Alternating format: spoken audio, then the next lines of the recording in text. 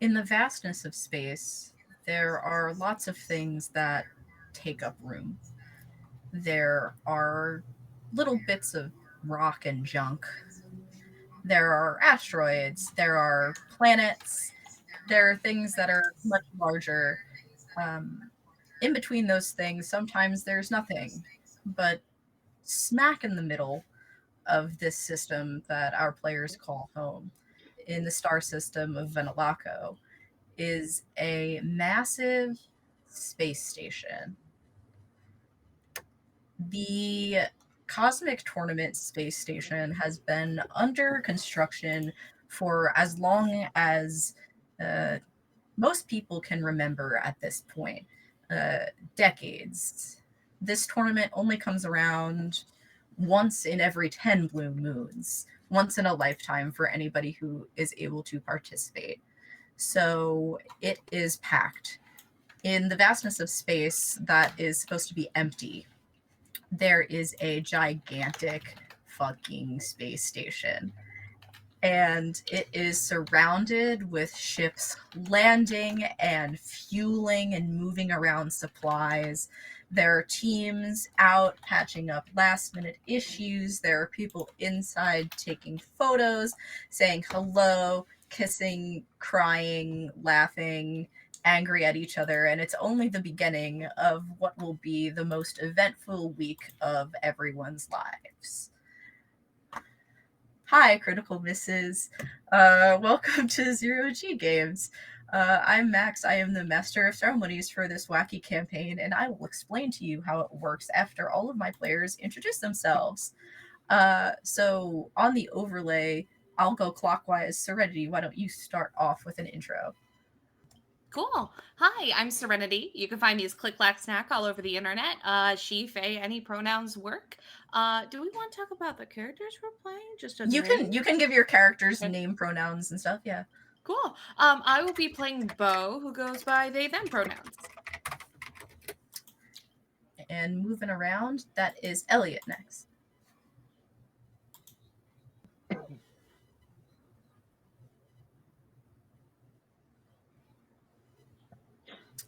And that is Allegro next.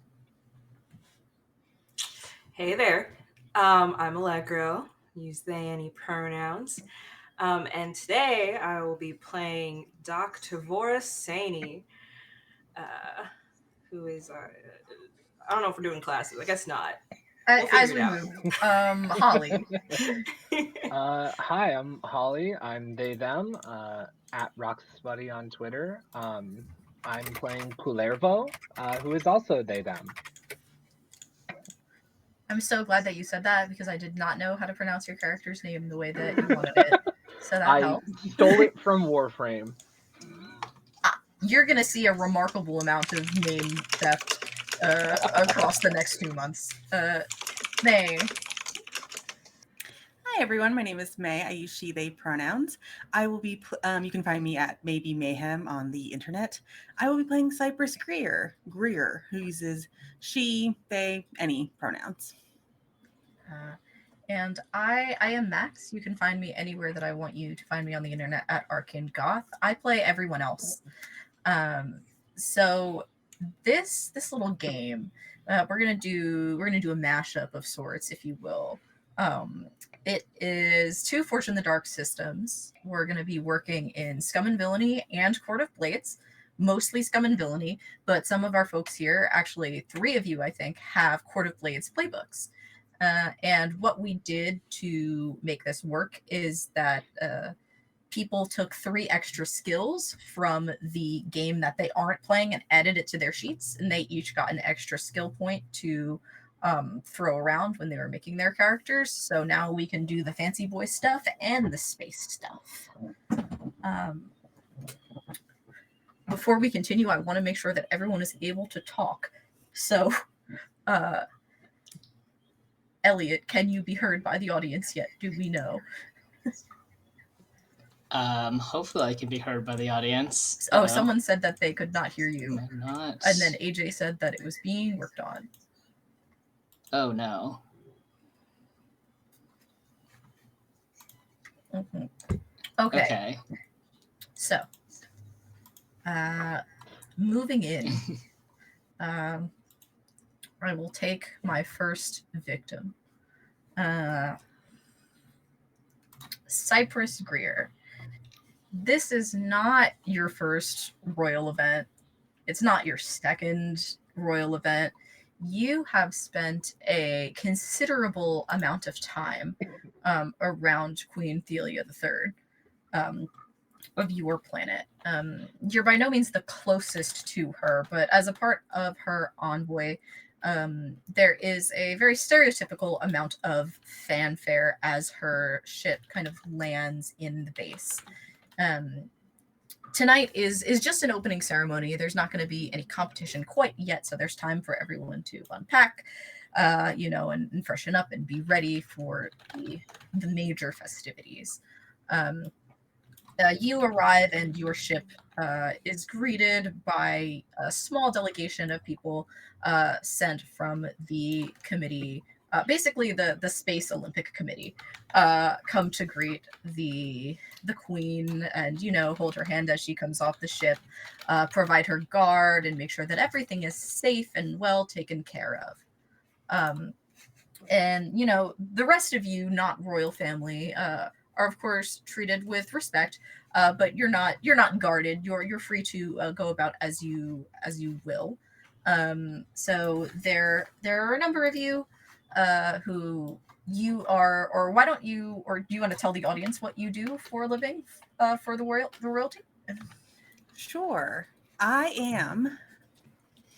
don't have enough hair to swoosh around. A royal messenger. So, yeah. So you are a royal messenger, and so you are in and out of the queen's quarters quite a bit.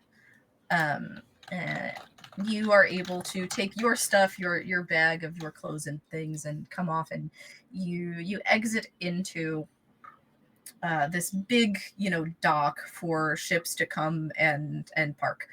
You're at the Space Chalet,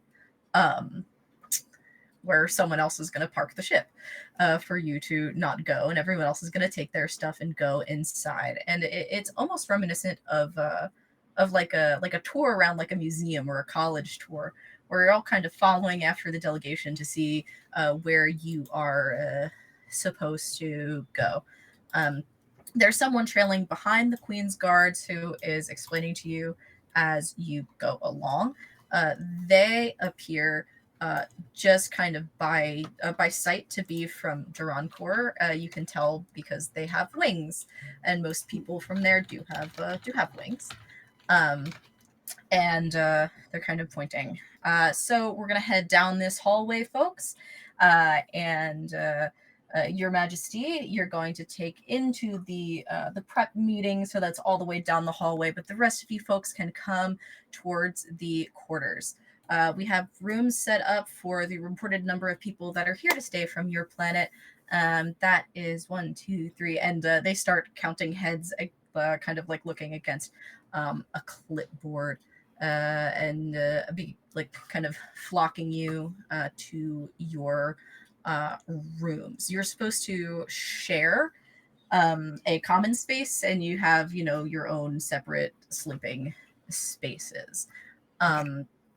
You are familiar with most of the people in the envoy of Tomia, or do you intend for it to be pronounced Tomia or Tomaya? Tomia. Tomia. Okay. Yeah. Yeah. So in the envoy of Tomia, but there is one person who is from Tomia that isn't here, and that is Hawthorne. Hawthorne was chosen after a very, very selective, long process to be the announcer, the Caesar Flickerman for these games. It was a year or more of interviews and vetting, and so it's like all anyone from your delegation is really talking about now that you've landed.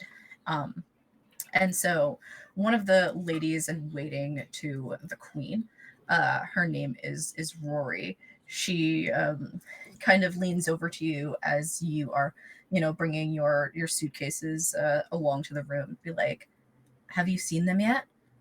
Are they staying with us? Do you know? Well, no, I don't think so. I'm sure like they would be in like a higher position since they are the announcer. That's what you're talking about, right? Yeah, Hawthorne. I mean, Yeah. I thought that you two were close. Maybe I'm mistaken. You can roll.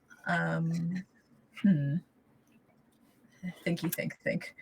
I want you to roll some kind of intellect, some kind of intellectual stat. Oh no. For the nights. I mean, It's a- of course.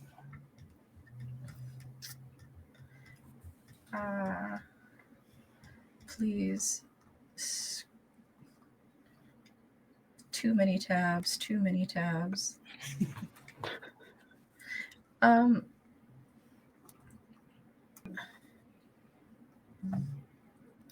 You can, I guess, roll.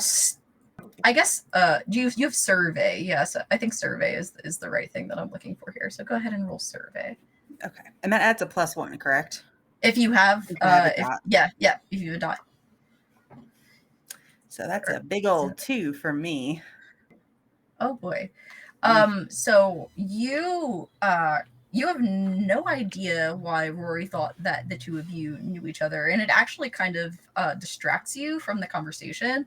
So you miss the next few things that she says until she's babbled her way all the way to another topic, and you are unpacking the rooms.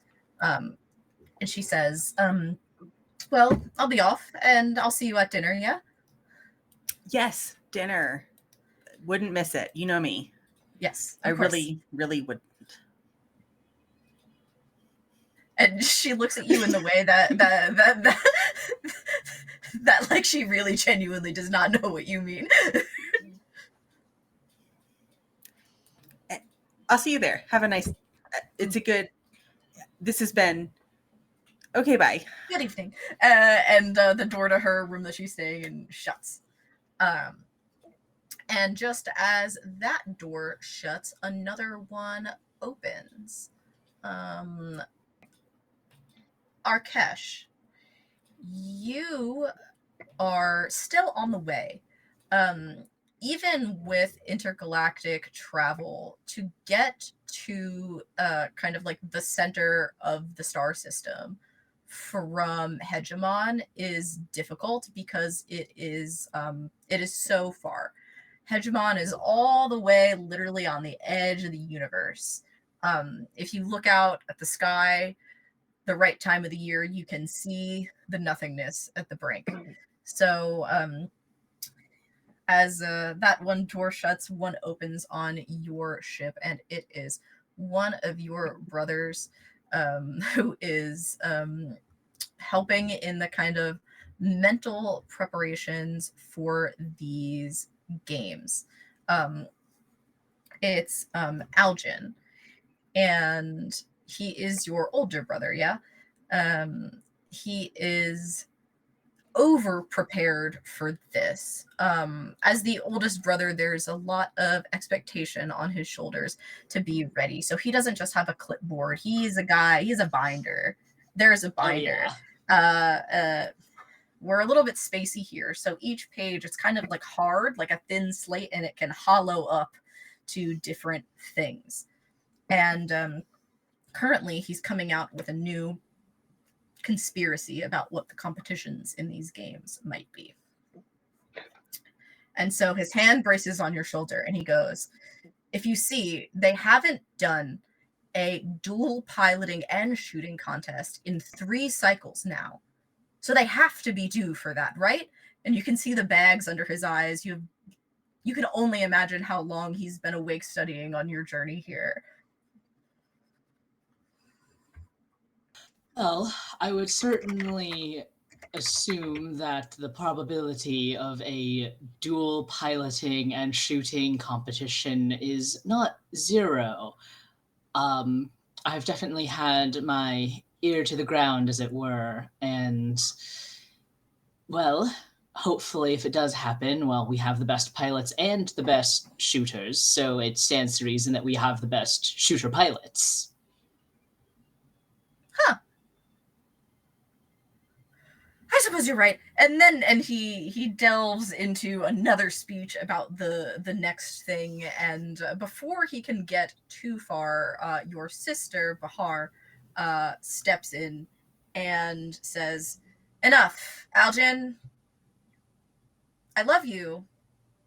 Nobody wants to hear this right now. What we have to do is be ready for the opening ceremonies. The social game is way more important than any piloting, shooting, otherwise gladiatoring." And she looks at you, and she acknowledges you, kind of with a nod, but no words. And just return the nod and go back to my brother and say, well, certainly, if I hear anything else, brother, I will let you know immediately. Please, because I need to make sure that everyone is...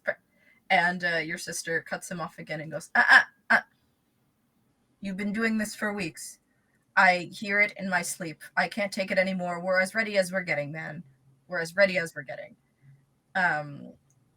And he looks a little dejected, but he slowly shuts his binder and places it down on the nearest flat surface. He's like, okay, I am totally cool and totally not worried about the competitions. We are planning our social game for the events then. What's the deal for the opening ceremonies? Is there anyone that we're looking to seek out? Allies?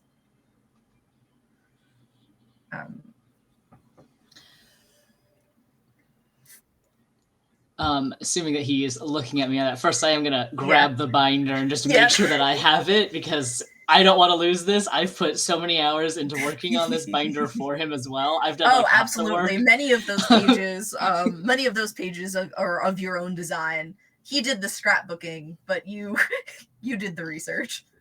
It's good scrapbooking in his defense. Yeah. So now I have the binder, so I'm like holding it. I have to use both hands to hold it too, because it's quite big.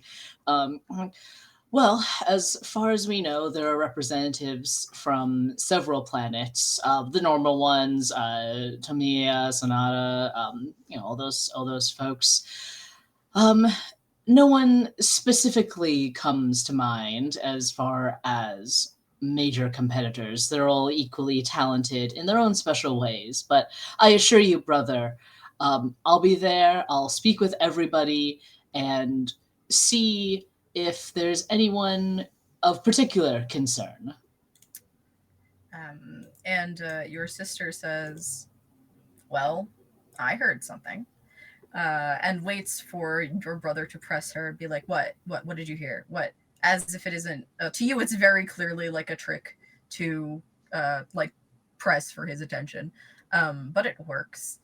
And she says, I heard that Akale is bringing some kind of super soldier sort of delegation of competitors.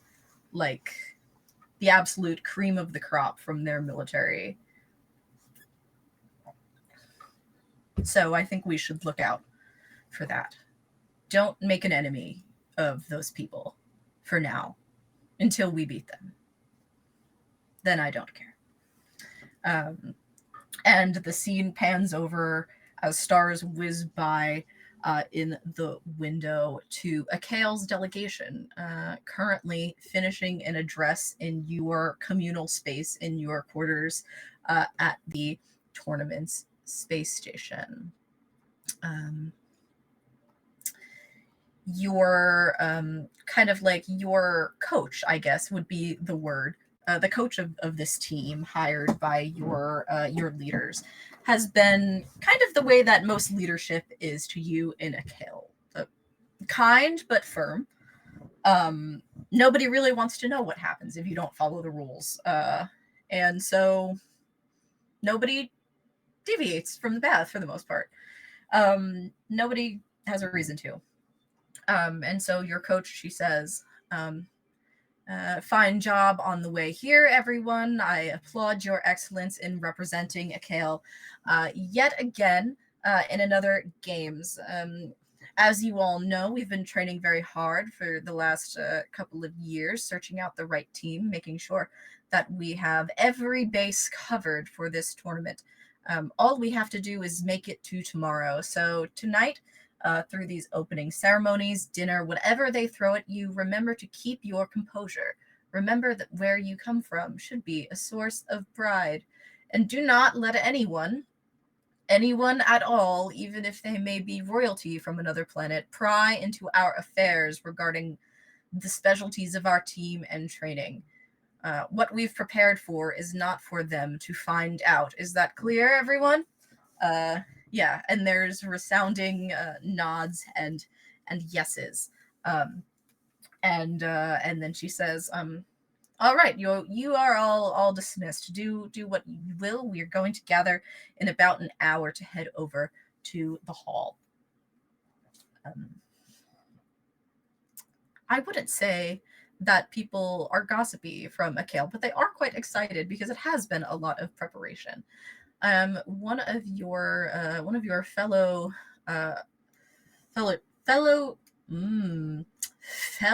soldiers, let's call him Ulrich, is with you though, kind of standing next to you, and this is someone who has trained very intensely in the more kind of like dexterous kind of flights of fancy, whereas you are, I think, more of a brute force kind of person, a big strong kind of person, whereas you have more of a not a fencer but a fencer kind of type in Ulrich. And he says, well, day's finally here. You ready? Yeah. Why are you not? No, Bo, it's just a turn. It's just a turn of speech. Oh. Yeah. Yeah, I'm ready too. I can't say that I'm not. And he looks around here. I can't say that I'm not a little nervous. Why? Because And also, you just said it, by the way. You know, they're smarter than they give you credit for. I know. I guess they tell us that, like, being prepared and it doesn't matter what everyone else brings, but I still want to know who everyone else, is bringing. I want to know what we're up against. I want to know what we're doing. And maybe the anxiety is just part of the excitement. I mean, for you, Rick, you're really small and zippy. So, it's you. Yeah, you have to be worried, but me. And Bo like on their back has this huge, like almost like executioner style, like sword that's like flat and broad. It's like, Oh, like the Cloud Strife sword. yeah, like it's a rectangle that they just put a hilt on. I love it. I big. Who cares? You know? No, you've definitely got that on lockdown. I don't know. I think roll study real quick. Okay. And explain it to me like I've never played this game before. Okay, so basically here's your forged in the dark thing. Even if you have no dots in something, you can roll it. But you roll 2d6s and you take the number on whatever d6 is worse. Whereas if you have one dot, you're going to roll both and then you take the one that is better. If you have and so on and so forth, moving up in dots. Okay. So That's why when you push yourself, you get a bonus die because then you get like a third chance to roll higher, so on and yeah. Okay, so 2 and then whoop, bye, and then roll the better one. If you have one, I have 1. If you have 1 dot, yeah. So roll 2, take the better one. Well, they're both 1. So which one do you prefer? I'll take the 1. Okay, cool. Then 1. Yeah. So to you've pointed out like an excellent point to Ulrich, and he's clearly really thankful that you brought this up. Because yeah, you're right. With how big you are and how small I am, I suppose we've done just as she's asked, as Coach has asked. We've covered all the bases. Big. Small. As you go like that, he like he lets himself think that it's a high five for his like the rescue of his own ego and turns it into a high five. Oh, if it turns into a high five, the minute they see the hand, they just all the way like down into it. Yes, his shoulder goes reeling back to a point. Oh fuck! I think that popped out. Oh, I can fix it. Actually, don't tell Coach. Don't. No, I got this. And he backs against like the corner of a door and pops his shoulder back into his socket while he's covering his mouth so he doesn't kind of like yelp or make any noise. And he goes, okay, the worst is over. Dinner is soon. I will see you there. Okay. I'm sorry. Oh, it's okay, Bo. You're exactly why we're gonna win after all. No one's gonna be stronger than you. And as that kind of just as those words are whispered in the wind, we move over to the common area for the planet of Karavik. Karavik is a very interesting planet. I don't even know if I want to reveal why to the audience, but we had an exceptional time creating it. And in this room, you see feats of unnatural strength because they are in that unnatural. You've decided that kind of the furniture arrangement wasn't exactly the way that they wanted it, and so there is one singular automaton who is kind of just picking things up with one hand and moving them around. And kind of as that happens, people aren't necessarily getting up out of their chairs. So there's some people and other automatons lounged about in their conversation, and they're not worried. It's just kind of like we're going down. Okay, we're going and down. And the table is going a little bit closer. Thank you. You are one of the people who is affected by this Kalervo, and kind of the armchair that you are in goes up and then plops down next to another one of the members of your envoy, Janus. And kind of the conversation is mid conversation, so jumping right into it. And then he said to me, "See you later." And I didn't know if that actually meant that he was going to see me like on the screen later, or like if he was trying to flirt with me and be like, "I'll see you around."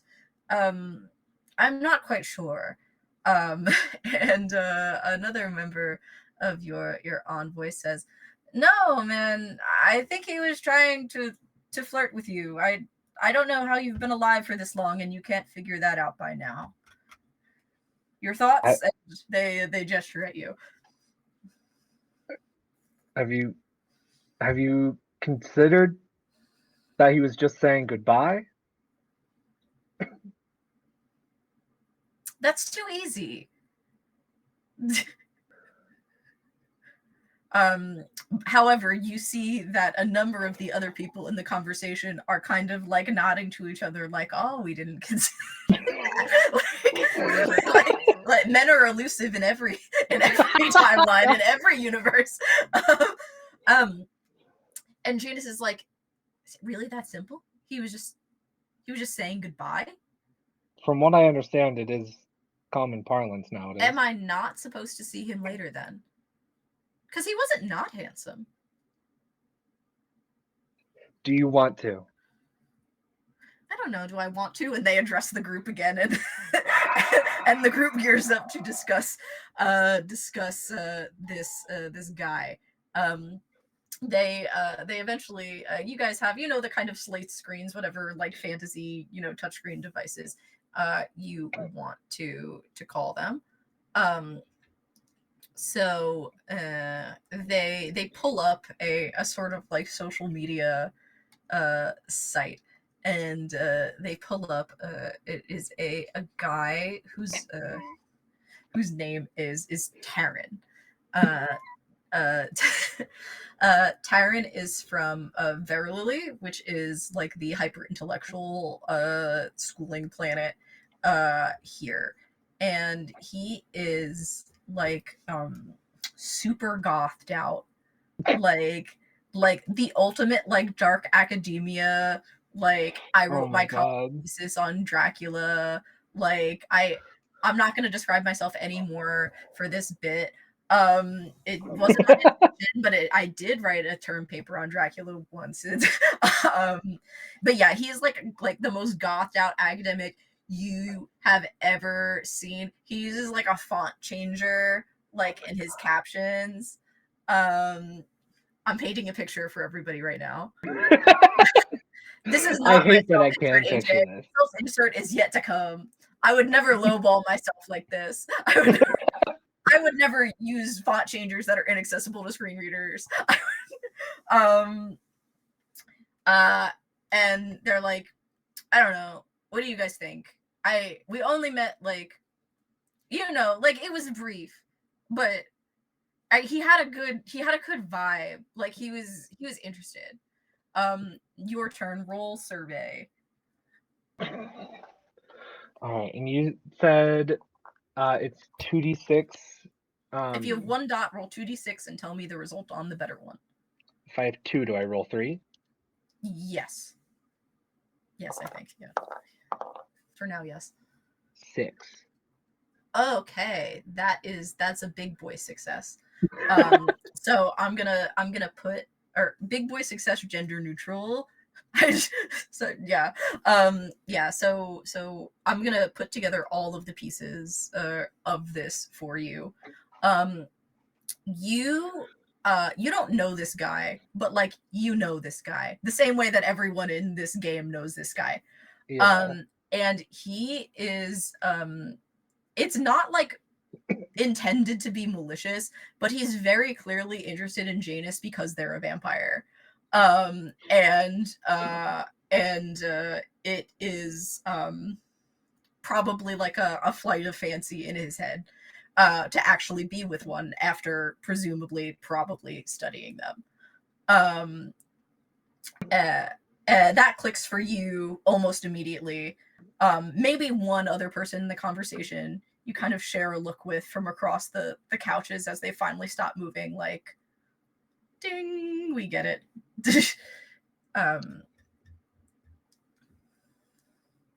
I think I just sort of like look at the picture for a little bit. Look at Janus. And then like the clockwork whirs What, in is my he secretly body. ugly? Am I not seeing it? my clockwork body just whirs as I pat Janus on the back and go, you know what? Have a great time. See how they're always supportive. Why can't I get this from the rest of you? And they up and they move. They're moving away towards their room, and kind of as a whoosh of wind down the corridor comes another two people kind of whisking into a conference room in a hallway somewhere on the space station in between dormitories.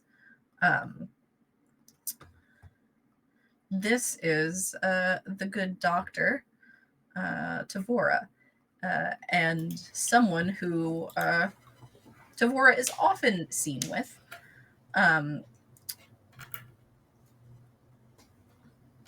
It is their, or one of, I should say, because Sonata has multiple kind of corners of ruling for its various different oceans.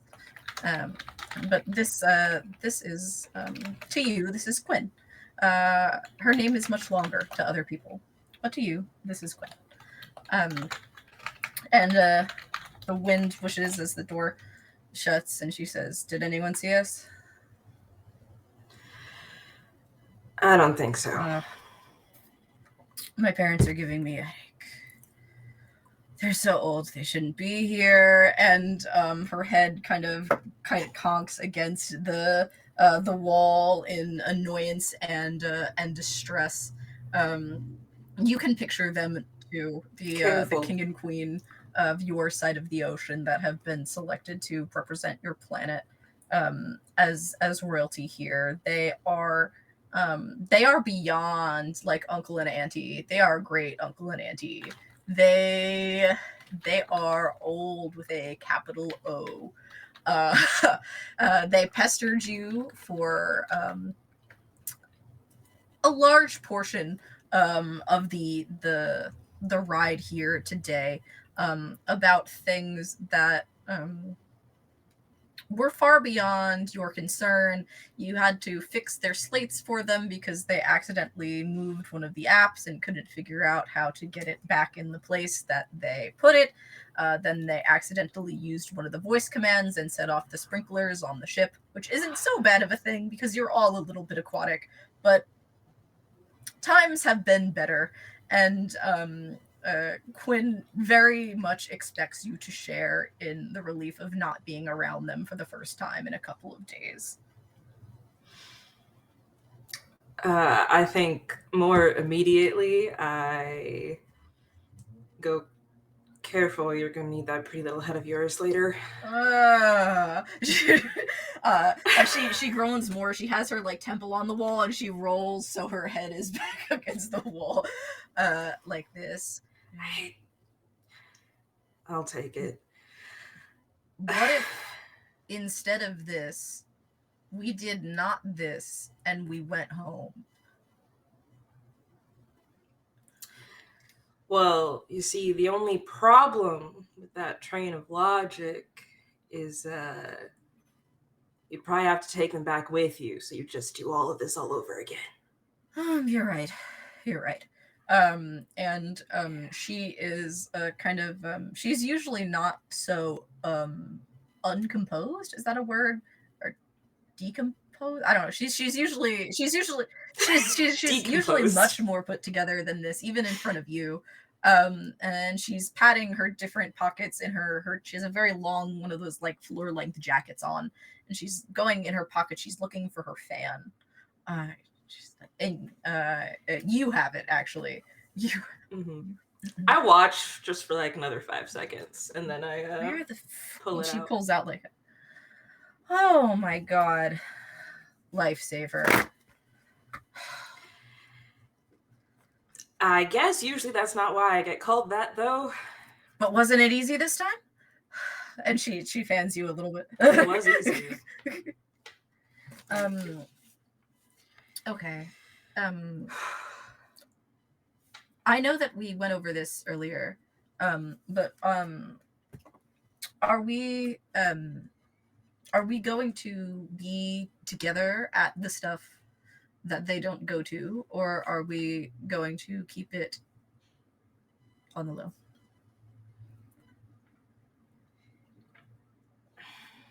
I know people don't usually cause problems at these games,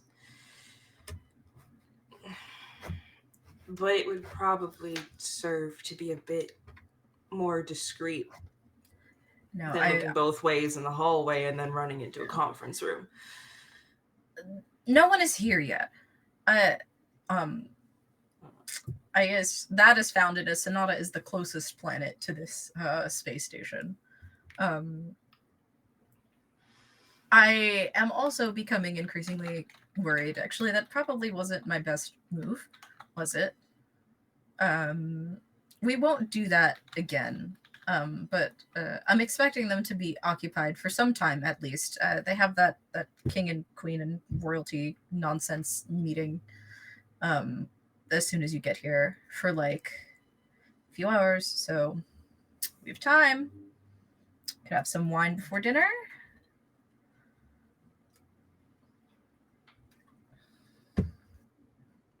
One glass. A glass. I actually don't know what to counter with. All of my negotiation skills are gone. A glass. And then she goes to open the door and then she removes her hand and she says, okay, one of us should go out first and then the other one should wait like a few minutes and then we'll meet back up somewhere else. Can I trust you not to drink the whole thing? I would before never I get deprive there? you of wine, my love. Come on. Okay. I'm keeping you to that. Go first. And she kisses you on the cheek and she pops her head out of the room and she looks both ways and then she kind of cartoonishly tiptoes out and scurries down the hallway away. Oh, we're so doomed. It is so over. We were like like heart eyes were when doomed. we were planning this, we had like such grand ideas and then like in the middle of the night that night I was like laying down trying to sleep and I was like, but what if she was a girl failure? Wouldn't have her any other way. Yes.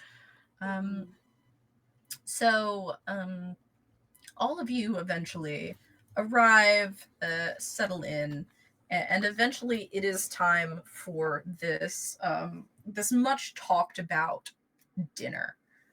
Has anyone ever been to Atlantic City? I've never been to Vegas, but has anyone ever been to Atlantic City? Okay. That is fine.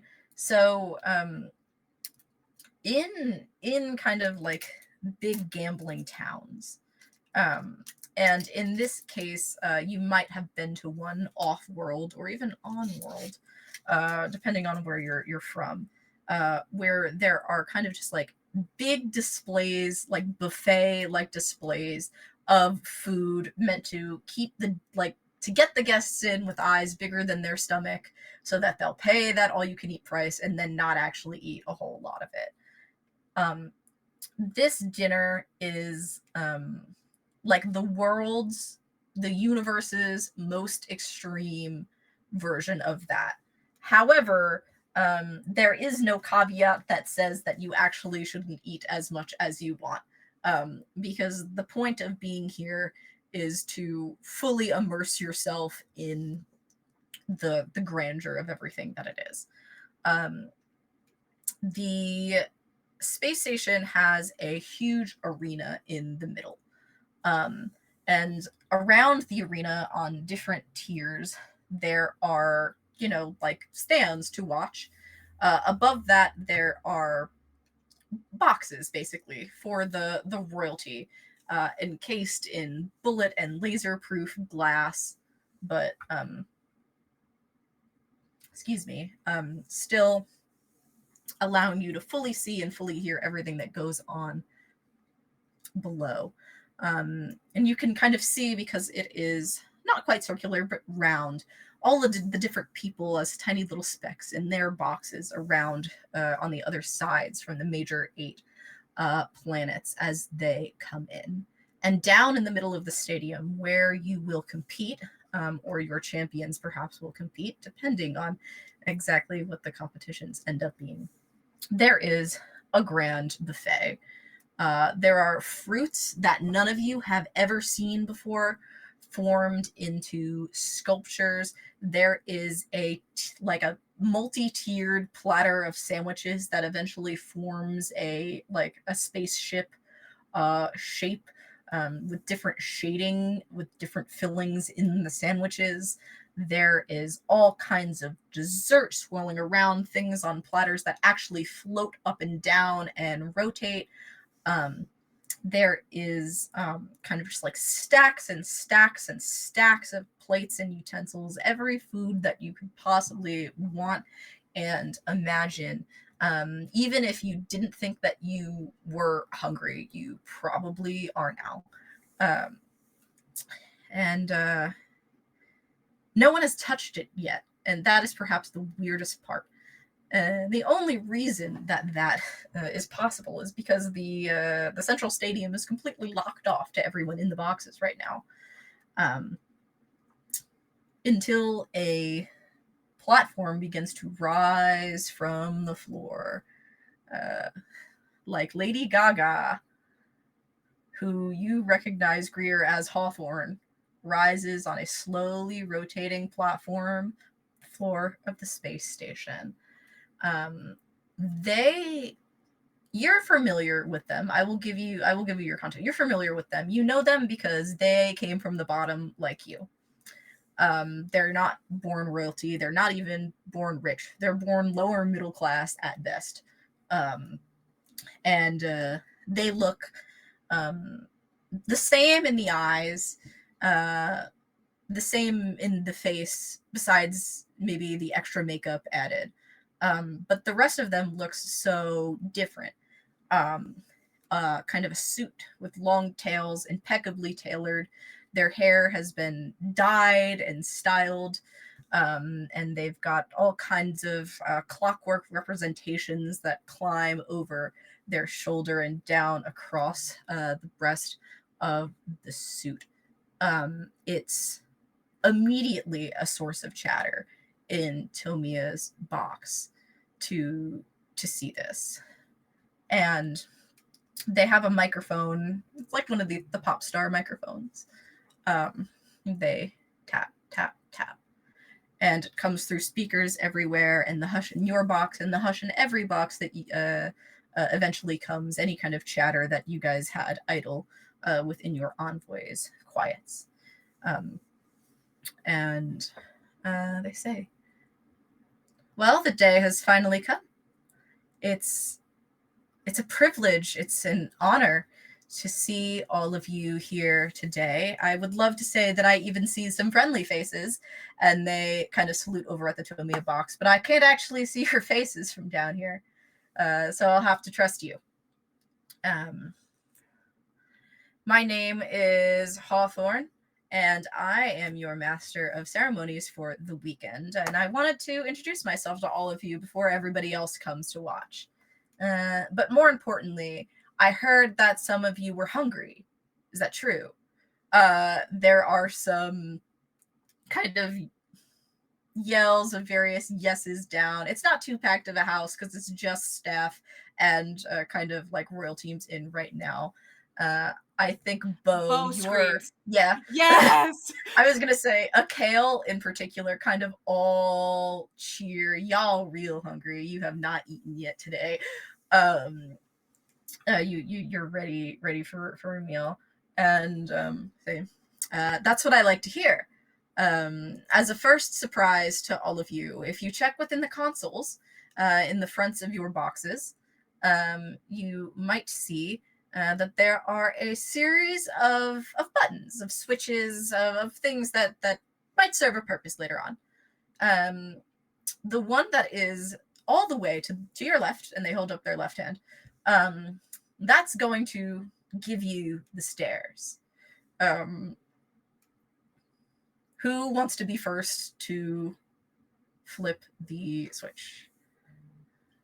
Does that lead to where the food is? That is what is implied, yes. I don't think we can physically beat Bo. It's Yeah, Cypress, I would be like Smack, try smack, to like There's wait no to way. incorporate it in my dives mind. across. Mm. So yeah, Oh, coming from Akale's box first, and it's like a domino effect. Like once one person does it, everybody does it. You see.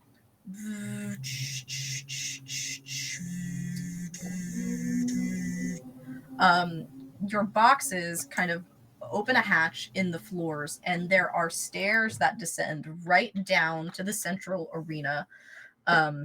From all 8 of the boxes. It almost divides it up like it's a giant pizza to keep on the food theme. People are hesitant for a moment, and they say, "No, come on down. Buffet is open." They go like this, and a bunch of confetti kind of comes from different things, and then it dissolves into nothing in the air before it actually would hit the ground, as to not, of course, get all over the place, have to be cleaned up, and be in everyone's food.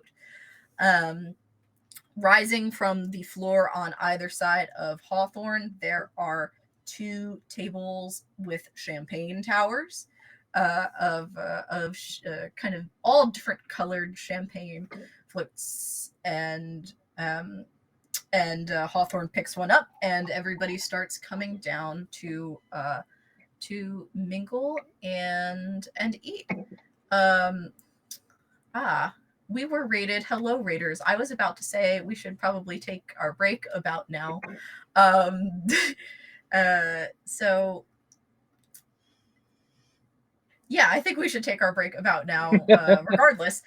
So when we come back, dinner, mingling, opening ceremonies, gossip. The Court of Blades is coming into play tonight. I don't know if it will come into play again, but it's definitely coming into play tonight. I'll see you guys after the break. Make sure to stretch, get your snacks, your water, etc., etc. We will be back shortly. Yeehaw.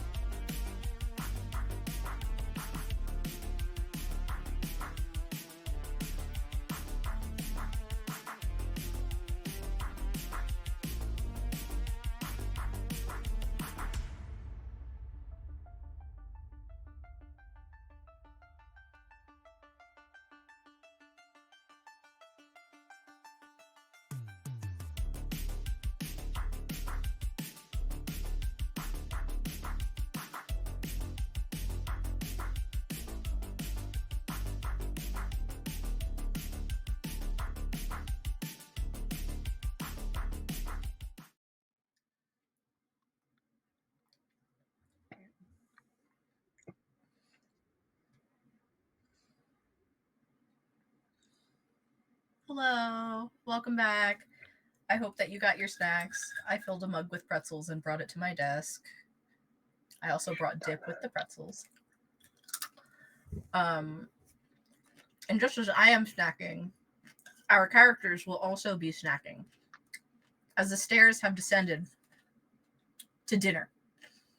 The dinner buffet is now open. You are all welcome to descend into it. As you walk down, you notice that there are a number of attendants. It becomes apparent to all of you, maybe not to Bo, it becomes apparent to most of you just how well staffed this this event is. It almost has like a bit of Disney trivia for you all in the audience. In Disney World, there's no place that the public park attendees can stand where there isn't a garbage can in sight, and it helps prevent littering in the park. It is conceptually similar in that there's like nowhere you can stand where someone attending these games would be that you can't see someone that would help you. There are people, they are well blended, they're not obtrusive, but there are people everywhere to help. Some people, are asking, for help, but it seems that the technology has taken over most of the kind of like petty question level stuff. For example, whose character likes fruit? Like, unironically, who's going for the fruit? So, Greer, you have your plate and you go over to the fruit station, and there is kind of like a tiny little speaker as a person's like hand hovers over like tongs for a particular thing. A voice will be like, this is the so-and-so fruit native to this planet and this planet in this system, and explain like what things that might be unfamiliar to people are, and even like how they taste. Yeah, Cypress is got their little plate and the tongs, and like is so excited to try new things. Like is trying to pretend to be like, oh, this is old hat. What a quaint, and is very much just like so excited and doesn't want the fruit to touch, so that she can like have each one and identify the palate of each fruit individually before like mixing or letting them.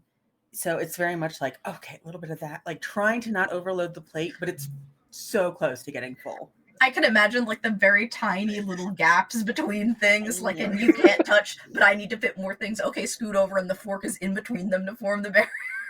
Yeah, like, I don't want the sour fruit if this one's like tangy or citrusy or, earthy or whatever weird, they must all be tasted as individuals. Yeah. There is a hand that appears next to you with one of these colorful glasses of bubbly.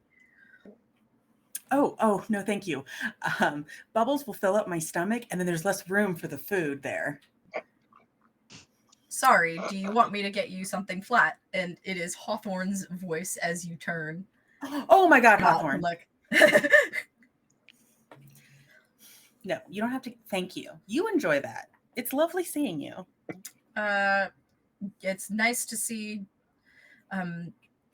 anyone. Oh? This is I guess notably this is also kind of what Allegro's character experienced earlier, where this is a person who's usually much more poised.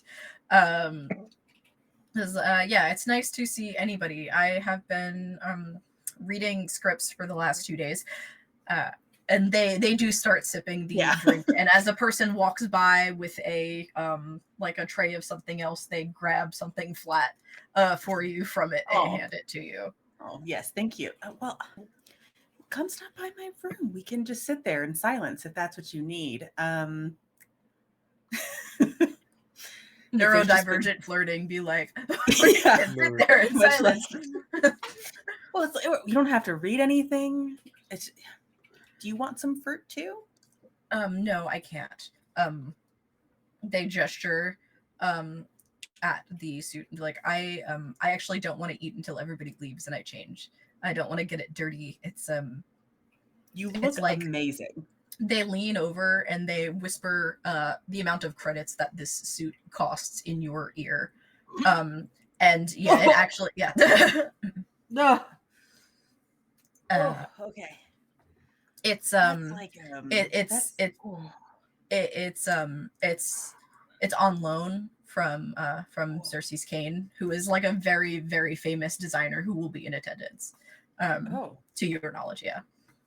Okay, so I'll give you a wide berth. And they take a step back also. Well, it's good to see you. I'm trying to make champagne deliveries to actually the entire envoy, so if you can point me in the right direction. Oh, I kind of came down here with a quickness. So some are going to be back up there taking their time. The queen is, of course, taking her time and doing everything on her schedule. Fine, of course. You know. Is that a thing? I only met her the one time at my interview for this that she had to come to. Yes, she likes things her way on her schedule for the most part. She's amenable to things, but doesn't want to make it seem like someone has told her what to do and she's doing it. It's fine. I almost want to roll for Hawthorne to see if they can pick up what you're putting down. Mm-hmm. I'll roll. I'll give them the benefit of the doubt. I'll roll 2 d6s and let them take the better one. Yeah. Why not? I did get a 6. Okay, they're smart. Nice. So I think there have been in the years coming up to this tournament, Tomia has had the forging of rags to riches success stories to prepare for this. And as one of the rags to riches stories that inspired that accidentally, you are very familiar with this concept. And Hawthorne, as cool as they're playing it, understands exactly what they are. And they say, yeah, I get it. That makes sense. Gotta make sure to stay in their good graces and all that. I would tell you to send my regards, but that could technically be considered collusion according to the rules that were quite literally drilled into my brain. There's rules? For me? Oh. Yeah. Oh. I was going to say, I was told to, quote, have fun and win in whatever capacity that means. Did the queen tell you that also? It was implied it was from her. So it's different for me because I'm working for the committee here, not for like our planet. Right. But I am not allowed to allude to any clues. A lot of ooh noise stuff I'm not allowed to do. Mm-hmm. I'm not allowed to make bets. I am not allowed to attend any parties unsponsored by the committee until post games. I am not allowed to wear anything that they don't approve in public spaces. I am not allowed to go off script during major announcements. I did help write the scripts, but that's besides the point. Yeah, there are rules. Okay, so blink twice if you need me to like get you back home. They wink at you. I'll be fine. Remember, it's a great honor to be so strict with these rules and what you wear, eat, do, and see, and exist for the next few days. I mean, it's an honor to be under scrutiny. For what it's worth, Cypress, my parents will retire on this money. And they kind of, they pat you, and they go, I'll see you around. I'll see you around. Back to the fruit immediately. Like, yes, my friend, but also, this is my indulgence officially. Like, there's a mechanic for love of food. To begin tangling things up, can the rest of you roll survey and let me know if you perhaps caught that interaction between someone from one of the planetary envoys and the person that just announced to the entire stadium that they are the master of ceremonies? I'm looking for a 5 or 6. I got a 5. I will. So remind me. For now, if you have a dot and Yeah, roll something, 2, we're take the rolling better 2 one. Yeah. dice and taking the higher one. Okay. Okay. I got 6. I failed. I got a Okay. 2. We'll get to what you guys are doing after the people who did notice. But the people who did notice, the two of you both catch this interaction. For Holly, for Calervo, it's very much like you are kind of just like doing a scan of the place, because I don't know if you necessarily need to eat. I think I can eat for appearances, but given my position, I'm probably foregoing it. Yeah, so you have more time to kind of look at the social interactions and those other things that are happening more. That's what helps you to notice this. Tavora, Quinn is currently tangled up. She's definitely recovered. The wine has somehow helped, like, bring her back down to normal, and she is currently tending to her parents, filling their plates, and you're left a little bit idle. So you both see this this interaction, and kind of in like a triangle shape on the field of many people, the two of you see each other notice the interaction as well.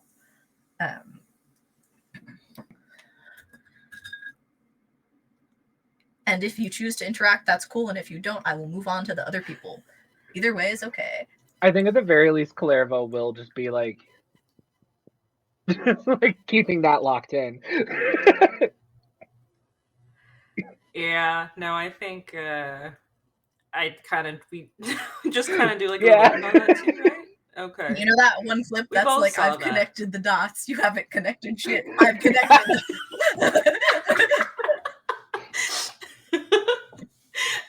I think Calervo is mostly trying to make sure that the people he's security guarding are not eating the other contestants. Yeah, so the vampires in your envoy, I did talk about that a little bit earlier, but to get more into detail for the people watching, Karavik is a kind of like an Evernight sort of planet, where Calervo is from, and the two types of people that occupy that planet are vampires, and a species of automaton that are controlled by kind of little spirits within them, and they exist symbiotically there because the vampires cannot ever hurt them, and so the friendship is never in danger of, or like, clicking the wrong way, or the working relationship of any kind is never going to go the wrong way because of like a frenzy. So they end up working pretty well together. Your vampiric envoy, they were like teenage high school level gossiping before, and you would never know it by how they look now. They have come out like in the most stereotypically way possible, in like the nice all black ensembles, beautifully pressed clothes, unnecessary frills, jewels that cost a lot of money, and pointy nails and lots of rings and all that stuff that you love. It's that and robots walking together. Yeah. And it's actually so beautiful. It's everything that I love. But you would never know that those people were doing it. Does he like me? About a guy that they just met not but 2 hours ago. Not a goth nerd. Yeah, at a goth nerd. What you should learn from this stream is that it is shameful to date someone like me.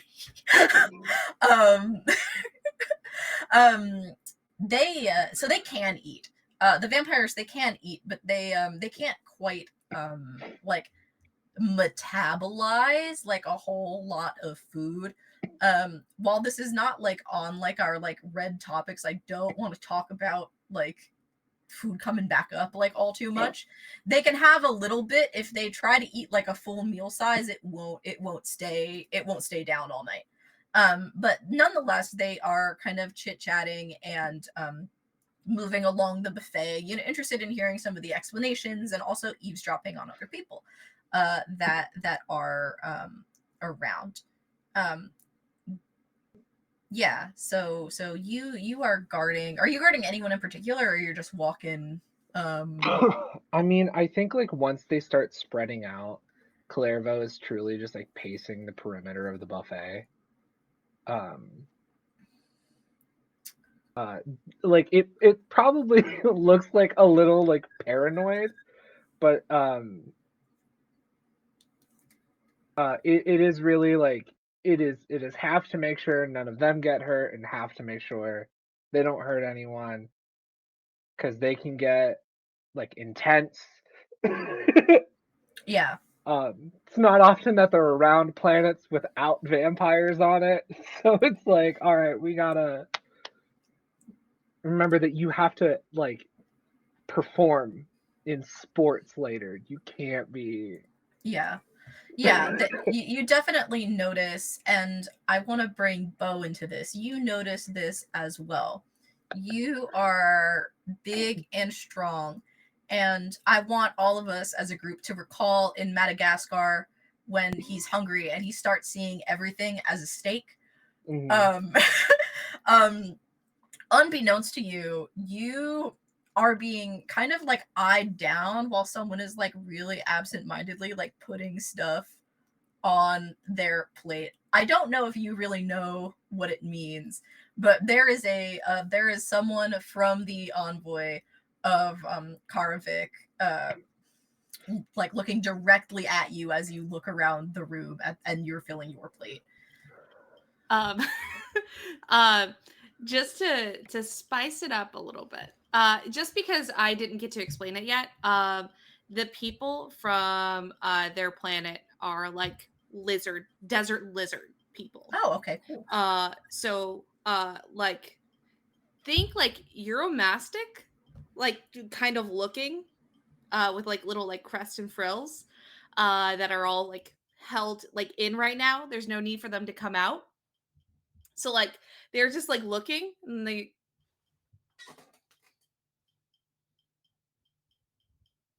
they're having the same like the conversation they had earlier of, is this person interested in me? Bo's like, do they find me attractive? Why are they staring at me? Hello? In your And head, then so they'll just wait. in your head, you hear a hello back. It's like a good like 30 or 40 feet away. Like, but you hear it in your head. This has never happened to you before.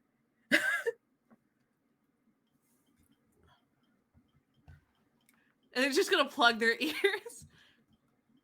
Hello? You don't have to do all of that. Are you my conscience? And this vampire looks over at the other person from the envoy next to them, and then back at you. And the voice says, "Yes." Hi. I'm sorry that it's taken so long for me to speak to you. That's okay. I hope you can forgive my absence. That explains why I do a lot of not great stuff. You should have been there. Well, I hope I can make up for it now. I'm here to advise you. Once you have your dinner, do you see the gentleman looking at you from around the grain area of the buffet? Yeah. Conscience, what does that mean? Why are they staring at me like that? I think it's clear that he would love to share some dinner with you. But it's mine. What? I'm not sharing. I need it.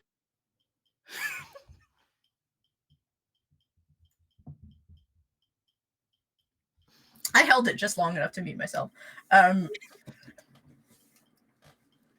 he goes, "Oh yes, and you shouldn't. You have to keep yourself strong."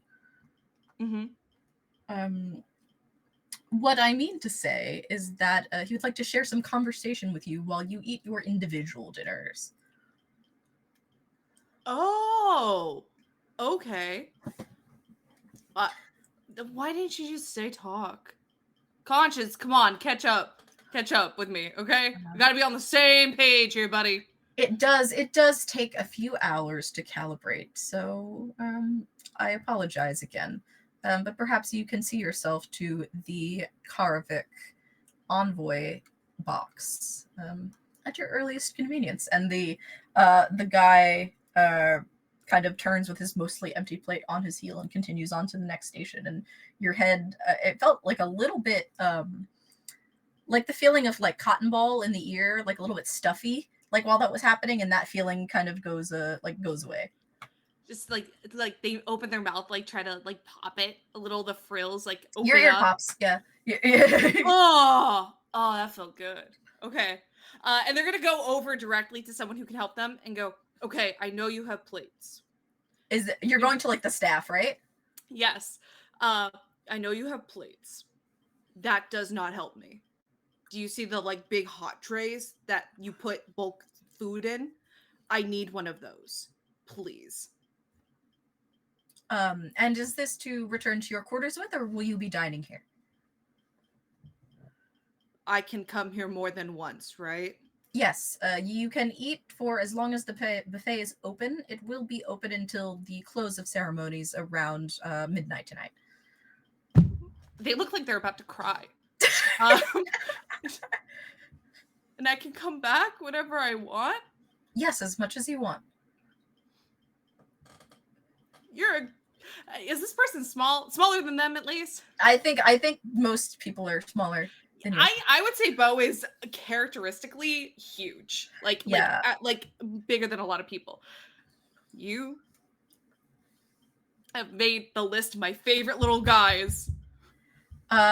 You can see, I guess, anyone observing, and for the audience's sake, you can see someone who very clearly has like taken the emotion out of work actually feel genuine joy for a moment. I say, oh, thank you. Let me get you one of those. Let me get you one of those trays. And they will kind of disappear into a staff corridor and return in like a minute with an empty catering tray. It has like the two handles on the side and it has its lid. You're so smart. I wasn't even thinking of the lid. And they're gonna take it. Also, I just have to ask, and I will be done so fast. Does the silverware look nice? Yes, of course it does. I want to stuff my pockets with like a handful of it as I walk past, and then completely fill the plate with every single thing I can find. Like food-wise, I know that. I'm trying to think of what I'm gonna make you roll to get away with this task that you probably cannot get away with. If I could do command to scare people to not look at me, because if they don't know me, they don't know I'm soft. If I could just glare at people, I'm gonna say, you can take the silverware because you're filling a tray, and the staff cannot like reasonably discern whether that might be for a group of people in the box, so they're not gonna stop you. But you've definitely been seen. By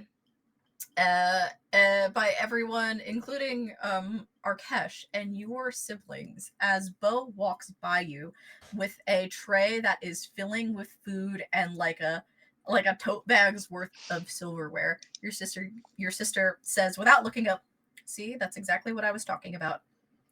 That person has to be like 8 feet tall. Holy shit." Yeah, so I'll quickly side note, which is that so Arkesh is from a planet that is very cold, and so we're not 8 feet tall people. We're probably like at best 5'8". Arkesh is like 5'5", and so it just the three siblings necks craning up. I became more in love with him watching Bo once you said that he was 5'5". Yeah. Average height king. For him, for him. Anyway, so yeah, Arkesh just kind of like, yes, I see. But at the end of the day, what really matters is one's skill on the field, not just brute strength. And then there's just like a emotional change as I turn to my brother, and I go, I think that you should try this one though. This looks quite delicious, brother. And I'm grabbing so imagine Algin has like a plate for himself and it's just me grabbing food for him. It's really well balanced. I've got grains, I've got proteins, got some vegetables. And again, going back to it, we're from an ice planet. I don't know what a fruit. Well, I know what a fruit is. I've never eaten like a fruit really before, so we're just gonna skip that I will say table. your Um, nobility. You've been to other extra planar yeah. events where these Okay. things have existed. True. That is true. But I don't want to risk his stomach necessarily being upset by like super abstract foreign food for us.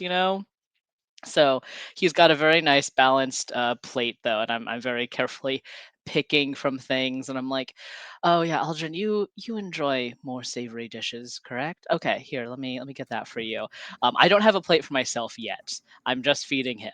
Um, uh, kind of just as it pops into your mind that you haven't seen Kojin, um, basically since you've landed, um, um, kind of just like it's a plate of your favorites, basically, kind of comes around you like this, takes the one for your brother out of your hand and hands it to your brother. And I suddenly have a new plate in my hands. I'm like, I was gonna look around because it's got to be Kojin. There's no one Yeah. else in existence who would know all my favorite foods. Did you miss me?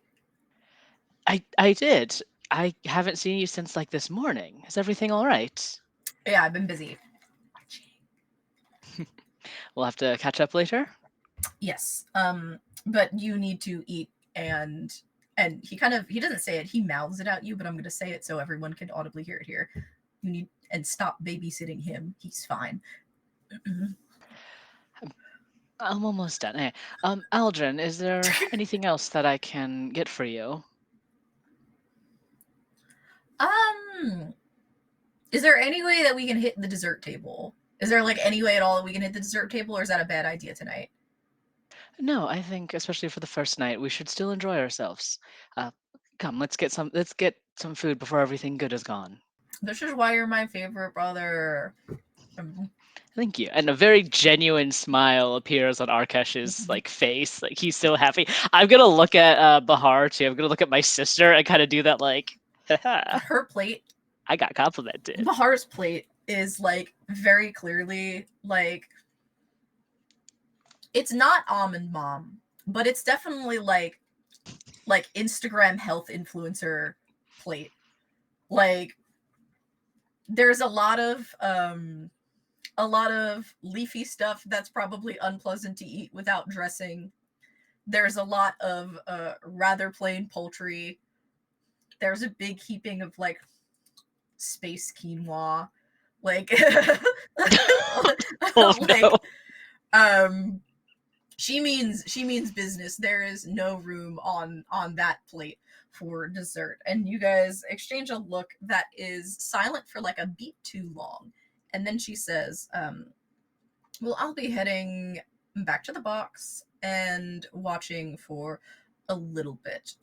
Perhaps we should keep our eyes on, um, as I said before, I don't need to say it here. And she turns and she walks away to leave you and Kojin trailing behind Algin. I'm like, okay, so this is what I like in the shortest terms possible. This is what I got. Um, the team from Baruch is I don't know the polite way to say that it's crazy people, but we can prepare for everything else, but I don't know if we can fight crazy. Like they just don't like they speak with such lack of fear and shame. Like there's no social consequence for what they do to win, to my understanding. They're just supposed to win. And so I'm more worried about them than anyone else your sister is worried about.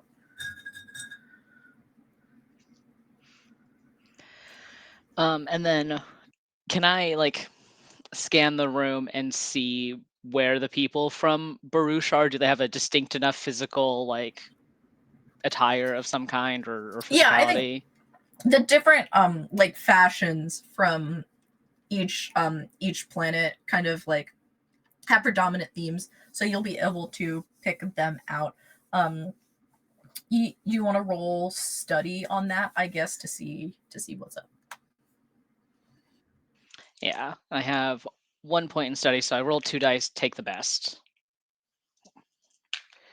That's a 6. Awesome. So what you see from Baruch's envoy is they definitely have a little bit more like biodiversity than a lot of other planets, which I guess are mostly like Earth is like has one intelligent species. Earth has two intelligent species, human beings and octopi. True. Some planets hypothetically would have more. And Baruch is like that. So you kind of see a variety of people of like different different statures, different builds, but they all share this same they have like a lack of decorum, I guess. And it's not out of not knowing. You can tell it's out of not caring. And there's something to you as someone raised in nobility that on one hand it like disgusts you, but it's also like the slightest bit enviable. To be able to like pile your plate full of fried shit and talk loudly about whatever you want and not care who's listening because it doesn't matter.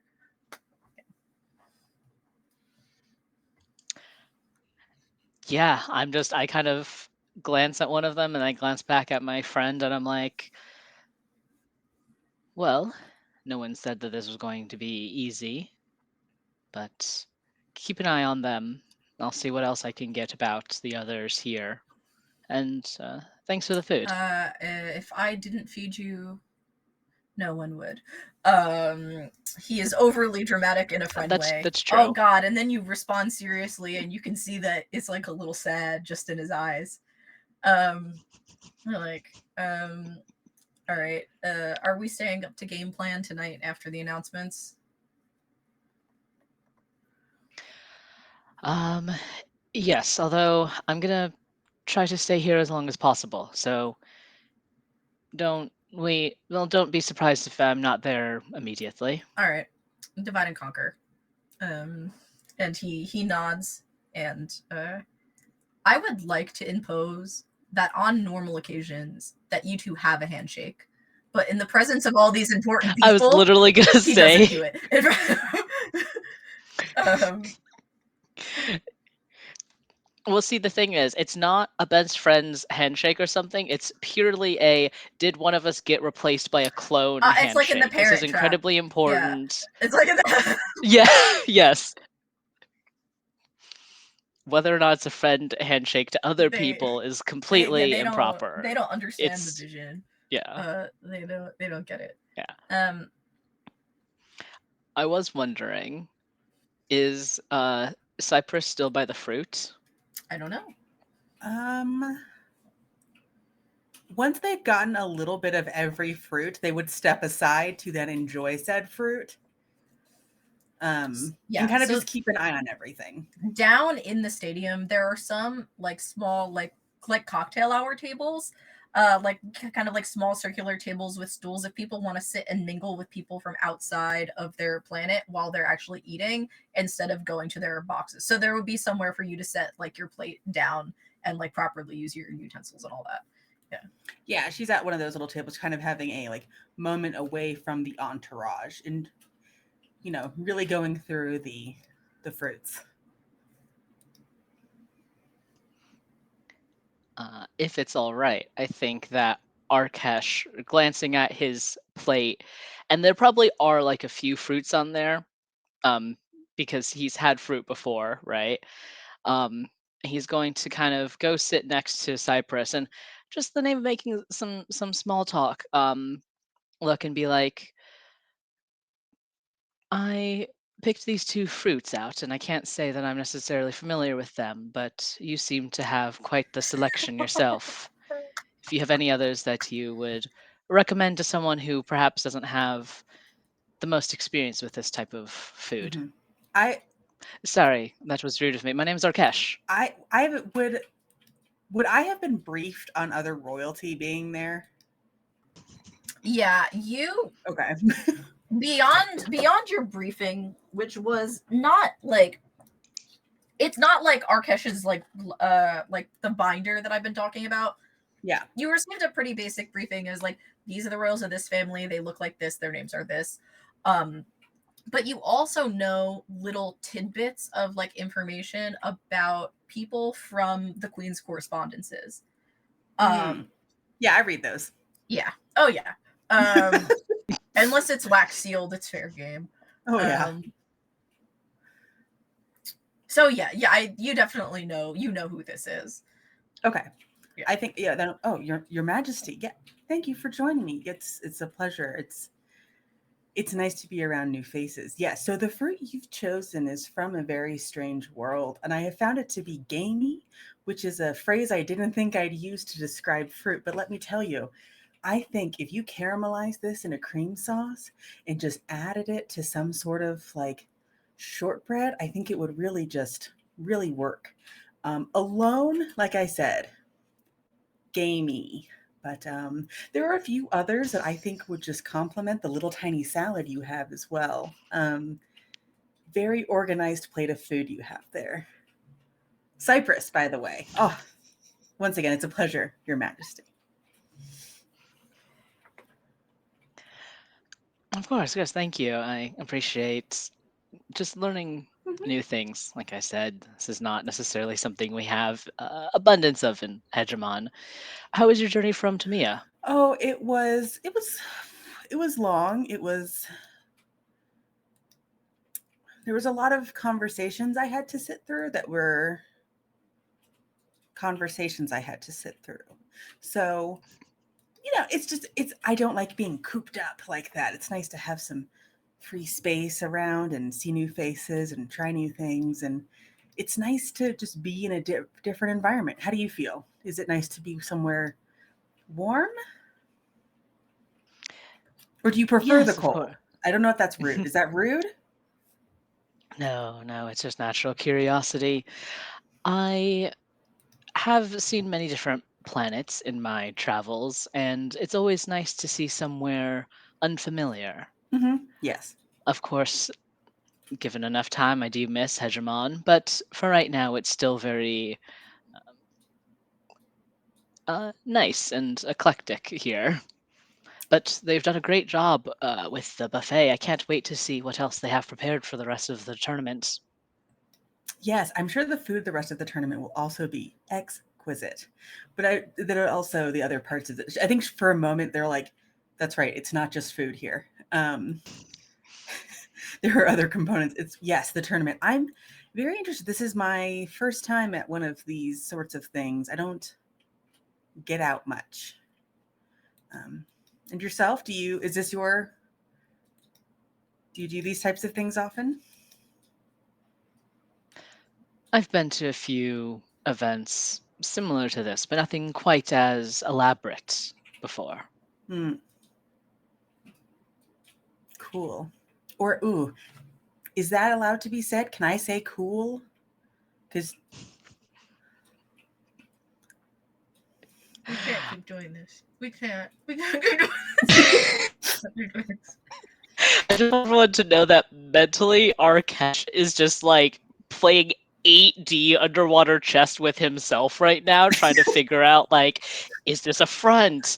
Is this genuinely who Cypress is? Like, And Cypress, I don't think at is playing what chess at levels? all. Cypress isn't even playing a game. Cypress doesn't know what chess is. Cypress looked at the Yeah. the box and went, game. Game. Yeah. Arkesh is the math meme, though, happening right now. It's just like, okay, we're talking about food. What's the metaphor here? What are we talking? And Cypress is You're the just high school genuinely English teacher happy. looking for meaning. Yes, they're blue. Is it really blue? What if it's more of like, is this a sapphire blue? Is it a midnight blue? Like, this is really important. Anyway. And Cypress So, is just happy to talk to someone that isn't from her planet because I don't think she's ever really done that before. So she's partly trying her best, but also just like is a bit of a golden retriever. So, you know. and yeah, I mean, all that being said, though, yeah, so Arkesh just like, oh, don't worry about standing on ceremony with me. I'm not personally someone who really holds that as something overly important. I'm also between you and me. And he's going to kind of lean in, still a polite Yeah. distance, right? He's got that down a centimeter of the polite distance to lean in. It's like, I'm the fourth son. Truly, if you're going to stand on ceremony with anyone, it would be my brother and older sister. But don't worry about me, I promise. And gives you like a Sure. smile. Yeah. No, I am not of any royalty, so it's almost required of me to stand on ceremony. I'll try to tone it down since we are being friendly and cordial.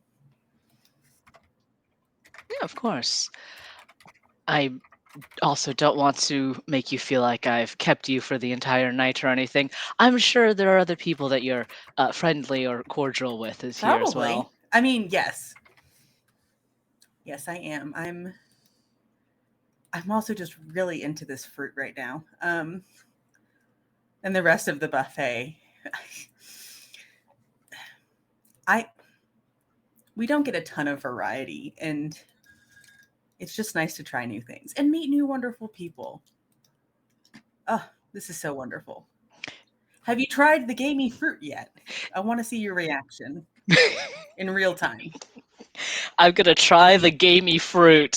Okay. I'm so scared of what a gamey right. fruit means. Let's roll a tune. Yeah, roll A tune. Oh gosh. Okay. Oh no. Okay, I rolled a 5. So sometimes when people travel, they have expectations about foods based on foods where they're from not being like it. And they're hesitant to try it, and they miss out on really good stuff. You taste this worried, but you bite into it, and it's incredible. It's life-changingly good. Like you feel like you have reached some like new stage of enlightenment. Like some of your anxiety about these games actually melt away as the piece of fruit it like melts in your mouth like a good steak. Like you got a really good piece of this. Yeah, you are in shock and disbelief of how good this is, and you have actually gained more calm from it. That's how good it is. I'm just like mental note of like increase imports of this fruit. Like I'm gonna talk to my brother about this later. Xanax Like of fruit. yeah, like thank you for the recommendation, Of Cypress. course. This Yes. is delicious. Would you like me to call you Arkesh, or should I? You said not to stand on ceremony. Arkesh is fine. Excellent. I kind of like look over my shoulder at like my party to see like, look at me, I'm mingling with royalty. No one Look. from your party is looking at you. Damn it. It's just Dang. like, oh look, I'm doing the thing they told me to do and be good, and I'm doing it. We can I roll. think Arkesh feels Uh, that. Arkesh just he sees you look and it's Yeah. like, ooh. You see basically the queen of Tomia is flocked by people. She is very famously like a very like a queen of cartoonish proportions. And she is also like very well dressed today. She's in a gown and her dog is here also. Yes. He is in you know how dogs sometimes are in a bag? He has like a floating like he has like a basically like a floating royal carrier that hovers at around the queen's shoulder height. And a lot of people who are honestly really stressed for like the prep for this event have crumbled and like want to pet the dog. Like, so she is surrounded by people who are asking her questions about her dog and her gown and her perfume, and she is like every minute of this like she loves. So she like you can't see her full body because she's surrounded by that many people. That's where she's at, I think, With right her now. space Pomeranian. With Got her it. space Pomeranian. Okay. Yeah, I think Arkesh will probably just end up continuing to make like polite small talk with Cypress, occasionally trying to get like a, so how many of you came over on your journey, or like, you know, what is it that you said that you did again, sort of comments. But Yeah, and Cypress would probably answer either vaguely and then we'll switch the subject quickly to being like to either flirting or like talking about food combinations that they think would be a really good idea. I really love the image of the two of you picking through the buffet with razor-like precision for Yes. the considerable future. So you have like a foodie nerd and then someone who appears to be just a picky eater. I don't know if that's true of Arkesh, but yeah. So it's between food and flirting and just kind of vibes. Lovely. Tavoro, we haven't heard from you in a little bit. The princess comes up to you, just having come back down the stairs. Her parents have been seated up where they can watch everything again, upstairs, and she has come back down to review the dessert table herself. She says, "How goes it? Do you see anything fun? I saw somebody with an entire catering tray full of food walk past, like, not that long ago. Like, just by themselves." I think I tried to at least get a little bit formal. Pretend like we're not just shooting the shit. And gossiping.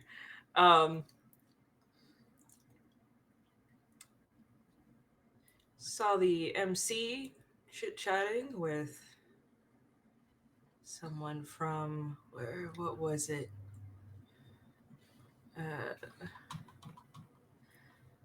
To me, I think. And she goes, "Oh, right." And she like straightens up her posture and she gets like an inch and a half taller.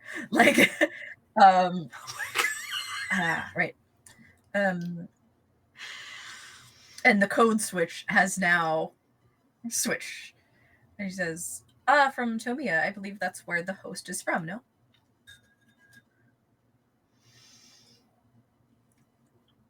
Sounds about right. Seemed a little chummy. Chummy. Not sure if that means anything. Chummy or more? Chummy. They could be friends. Could be friends. So I'd keep an eye out. You think that do you think that there's something going on? Something not allowed? Hopefully not, but something to keep an eye on at least.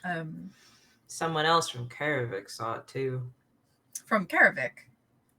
Do you know who? Mm-hmm. Was it one of their upper echelon fancy? Oh no, not at all. I think that they were too busy not eating the food, so to speak. I don't know. I don't know if I can still see Clairvaux anywhere. Clairvaux's literally just Kind pacing. of like subtly yeah, that's just beautiful. pacing.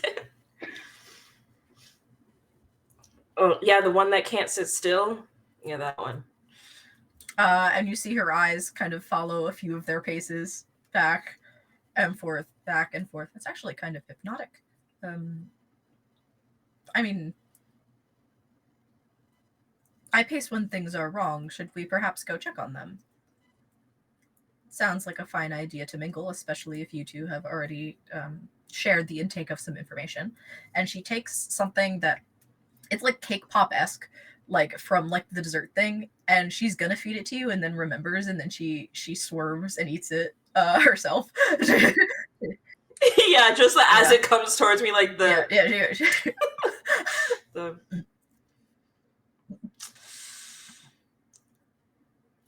Shall we?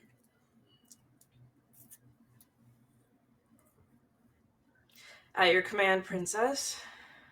Onwards. And she starts towards you. Clairvaux, you see one of the crown princesses of Sonata approaching you with someone else from her envoy. It doesn't look malicious or anything, but they're approaching. It's with purpose, but not malicious. The pacing like stumbles a little bit, and they have to catch themselves. Oh, and she reaches out like a hand to like help you steady yourself as you've stumbled. Oh, thank you. Oh, not a problem. We noticed you kind of taking some laps, and I wanted to make sure that everything was okay. I only pace like that when I'm nervous. I'm fine. I'm fine. I don't need to eat, so I'm just doing my job. Well, one can need to eat, and one could want to eat. There's no sense not indulging. If I'm being honest, I don't know where it goes. Huh. Well, I suppose you would be the forefront expert on that, unless you know, Doc. And she looks over at you. Have to say that that's not my particular specialty. No. I mean, when I had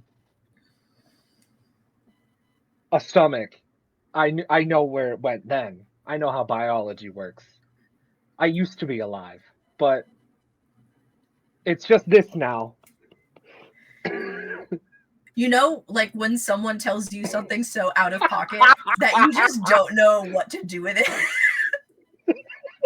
That you can hear them blink. Like,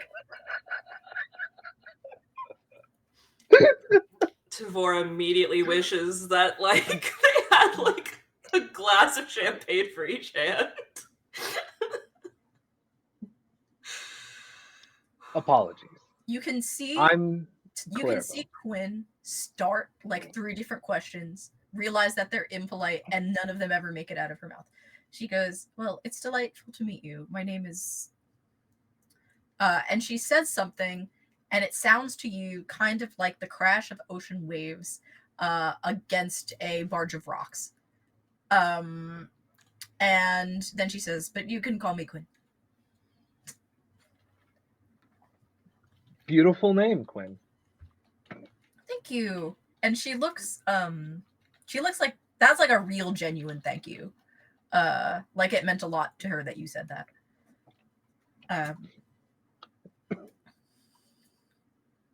My physician and I were talking earlier, and about the host, actually. Delightfully dressed, that one. That they were chit-chatting with someone else from Tomiya's envoy. We were wondering if you knew anything, like, is the host competing, or do you know what the deal with that is?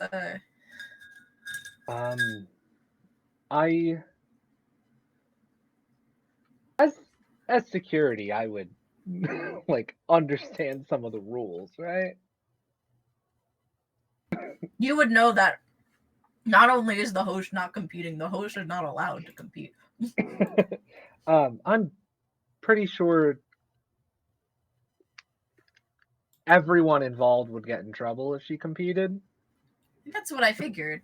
Um, so I was wondering, I guess, how that came about.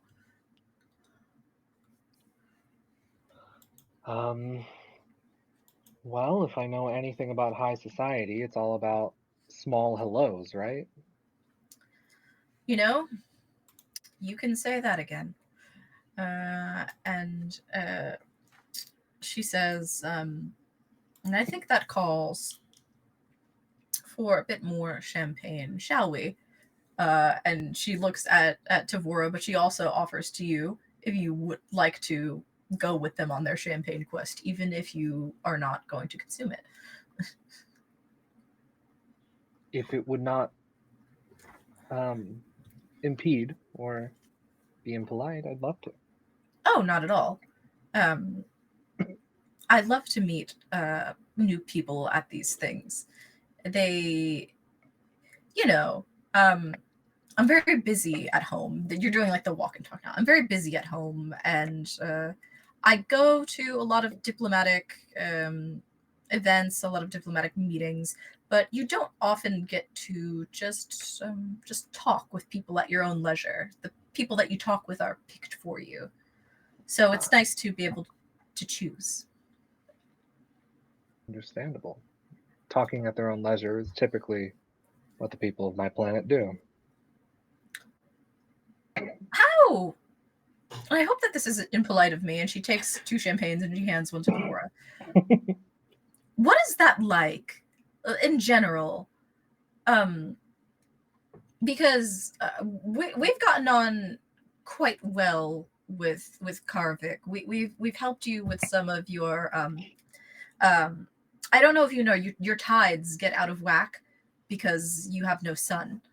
Um, we helped out a bit with that back when I was a teenager. Our relations are quite good, but I've never quite, I guess, understood.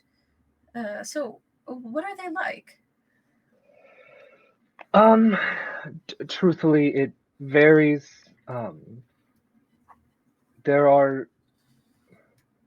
It's how do I put this?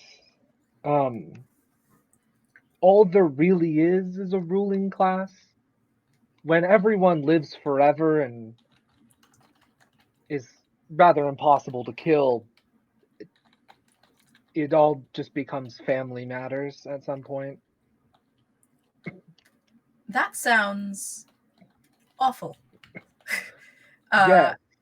And Um, as as she says that, Bo, I want to know if you are going to go to the Karvik box. Yes. Okay. So as this happenings, you are on guard and you see this like nearly 8 foot tall individual with a catering tray, not from Karvik, going up the stairs to the Karvik box. And as you are looking, Tavora can also kind of catch on, and Quinn can catch on to what you're looking at.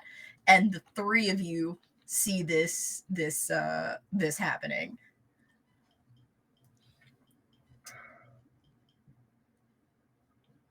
I'm going to give it 2 minutes. That looks like trouble. If there's no broken glass, I don't have to do my job. I like the way that you think. Up in the Karvik box, the there are a number of people there, both automatons and vampires.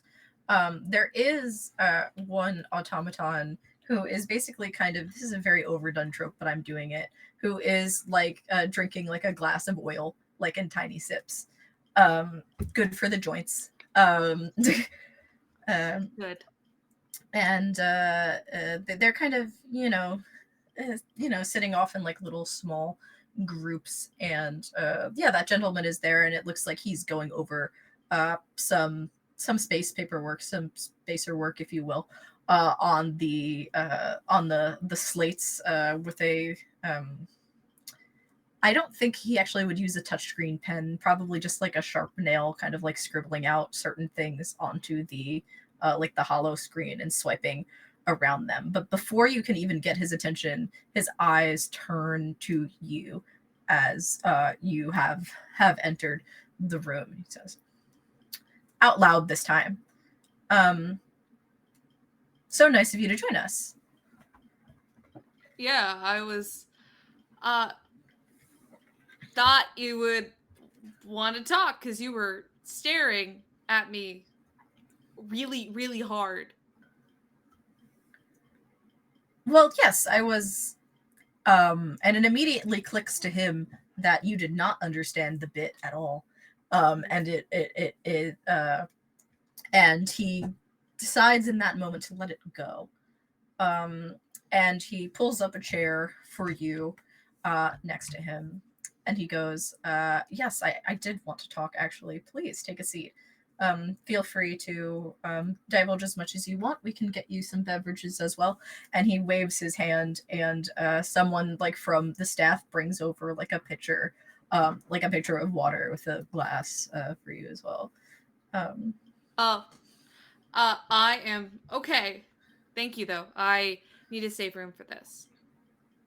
And they take it away. Thank you.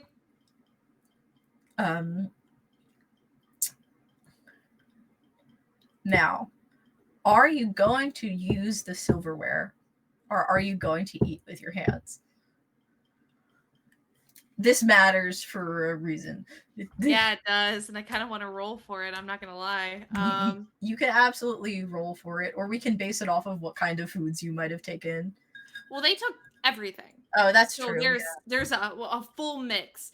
I was gonna say they have enough forks that I think they'd use one, especially since that's very high society. But they don't hold it right. Like they're like this. So they're like eating. Raised in restaurant psychiatric damage. Raised in restaurant psychiatric damage. I'm sorry. No, it's perfect. Malta, you have a big hand. These forks are not made for big hands. Yeah. Maybe like 2 forks in one hand, because 1 fork is not enough. Fork chopsticks? No, that's too complicated. Just 2 fork. I want to try that. I will try that later. And they will definitely. I think they would offer a fork. He visibly recoils at the silverware. His hand immediately dances away. He goes, "No, I'm fine. I'll be eating later." Okay. He just stuffs it back into their pocket where they keep eating. So what's up? Well, my party and I, we were just intrigued by you. We'd never seen someone quite so strong. They don't make people like that on Karvik. You know, I mean, you are a phenomenal athletic specimen. Who's the group that they're referring to? By like their party, they mean like the envoy from Karvik. Just like you or like specific people, because like you don't talk a lot, so, or at least not from what I noticed. Just kind of look. Well, sometimes people from Karvik speak very, very quietly. Listen, I'm super flattered. I don't know how this would work, but if you want to hit like the back room or something, we can totally give it a try. Like, I'll try it. I'm gonna roll a dice. I'm gonna. Ooh. Okay.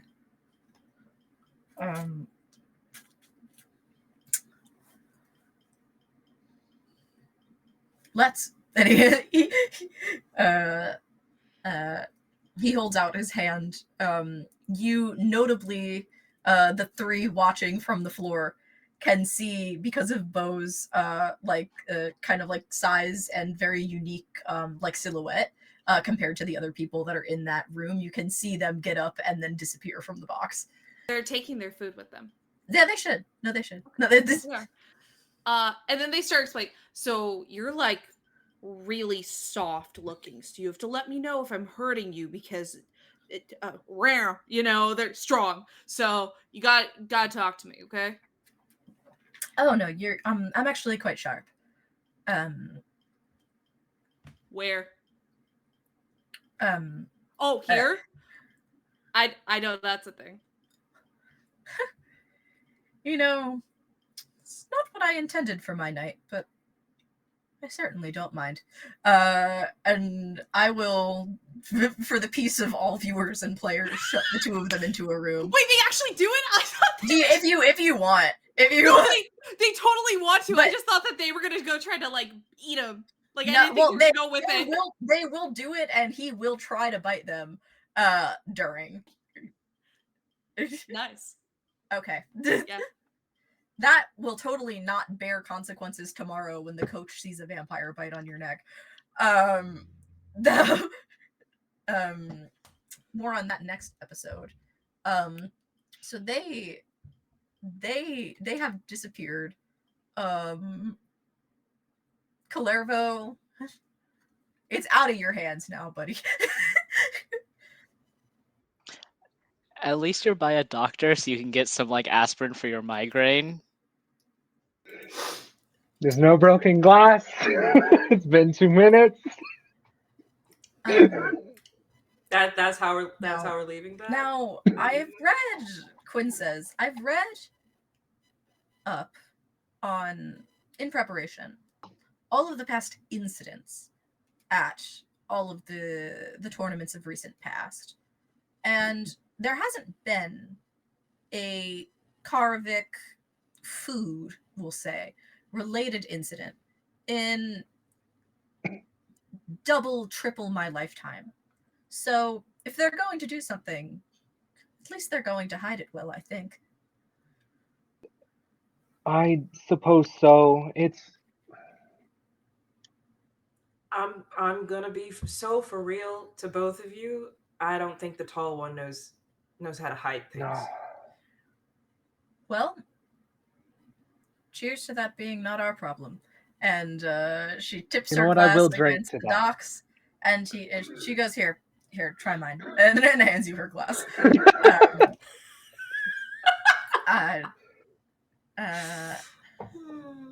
The night continues to rein in. Bo, you survive your encounter. The ultimately kind of twinkish looking vampire is much stronger than he looks. So I think basically by pseudo combat, you have learned something about the vampires of Karavik as a competitor. So that was my plan all along. And I have to say, because you ate so much, your blood sugar probably not as bad as anyone else's would have been. So it ends up being a very symbiotic like exchange. Some people are surprised, but other people like very much kind of see like, oh, like I see how that works. When you return, the buffet does, as promised, stay open. If you would like to return, and food is continuously replenished, to make sure that everybody has enough of what they want. The night does wind down, though. They have some musicians play a sort of interlude while people digest, and everybody is eventually instructed to return back to their boxes. Hawthorne returns to that pedestal on the floor. There are kind of two handles up on it. They climb onto it, and it rises higher than it was before to address the boxes, like almost at like eye level instead of everybody looking down at them. So I hope that everyone's had a satisfactory dinner. I know that I had. Talk about that carving station. Am I right? I think, especially for Cypress, it hits a little different knowing that this is all a script, even the jokes. Cypress laughs like there was a yeah. Good one. Carving station. like 3 people in your envoy look at you like, what the fuck? It's called supporting. Oh, right.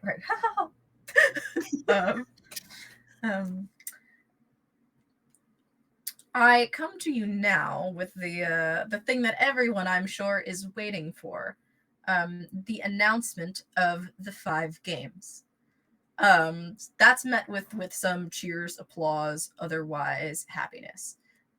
In no particular order. This is standard for the games, for them to announce things and not tell you what order they're going to be in, so people don't like unfairly like prepare. There will be our traditional pilots contest, 2-person race, pilot and gunner biathletic, to which Arkesh's brother is thrilled. It's like, yes, we did. Yes, we did it, boys. I have to like put a hand on his shoulder because he's like, yeah. And I'm like, it's okay. There will be tournament of Human Gorak. This is like a board game that's usually played on a board that is known in this world. It's played with 4 players, 1 on each side of the square board. I have a scene that I will send everyone from a Korean TV show in this chat before we get to that point in the tournament, so you can get a little bit of sense of what the board looks like. So that will be, when you guys play it, it'll be a game of 4 and a game of 4 for the 8 planets. And then the 2 winners will have a face-off with 2 represented, like a 2-person team, 2 on side, 2 on side. There will be a raised platform gladiator tournament. Yeah. There will be, in the fashion of old, a debate. This is one that comes as a surprise to everyone. There hasn't been a debate at the at this tournament in legitimate centuries. It's something that happened like way back when they first started doing the tournament historically, that is being brought back. It will have a little bit of a twist, Hawthorne says, but we'll get to that when the time comes. And finally, the final is going to be a 0 gravity obstacle-based relay. Everyone is excited about that. There have been rumors that there is going to be a 0G effect in the arena for the last year or so, but no one outside of the committee knew whether or not that it was true. So everyone kind of breaks out into whispers when this happens. Some people even exchange local currencies, like they bet on it in the boxes. But there is a huge amount of excitement, especially in Sonata's box, because they largely live in the water, which is a big 0G advantage. And so Quinn looks over at you, Tavora, like this. Did you plan on competing? You know I didn't. Before I give the opportunity to someone else, do you want to?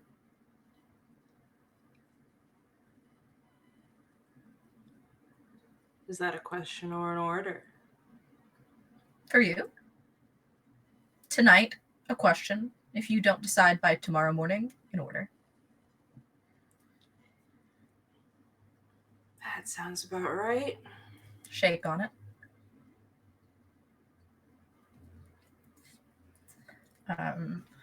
And with that, the festivities may continue into the night. All kinds of people talking, preparing. Some people lifting,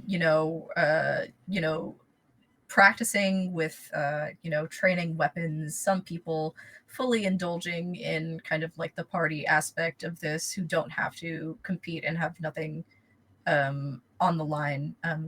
The audiences will begin to pour in at first light tomorrow, and the games then will begin. But we'll get to that next week. I think this was a fun first one. I am going to give everyone the opportunity to reintroduce themselves and plug anything else that they have coming up besides this show. I'm going to do as I do and take it in reverse order from the intros. May, where can everyone find you? Hi, my name is May. You can find me on the internet at Maybe Mayhem. You can also find me on my podcast that I do with my friend Mary Kate, it's called Socially Plagued, where we kind of complain about stuff, but in like a fun way. So feel free to check that out wherever good pods are casted. There might be some other stuff coming up in the future, but that's not 100% solidified. So keep an eye on my like Twitter and Blue Sky for other fun TTRPG updates. Take it away, Holly. All right. Hi, I'm Holly. You can find me on Twitter at RoxasBuddy, or you can find my tabletop games at HL Black Games on itch.io. My most recent game is a game called The Moon Fucking Hates You. And I'm very proud of it. I did not know that was yours, but I have heard about that. I did not.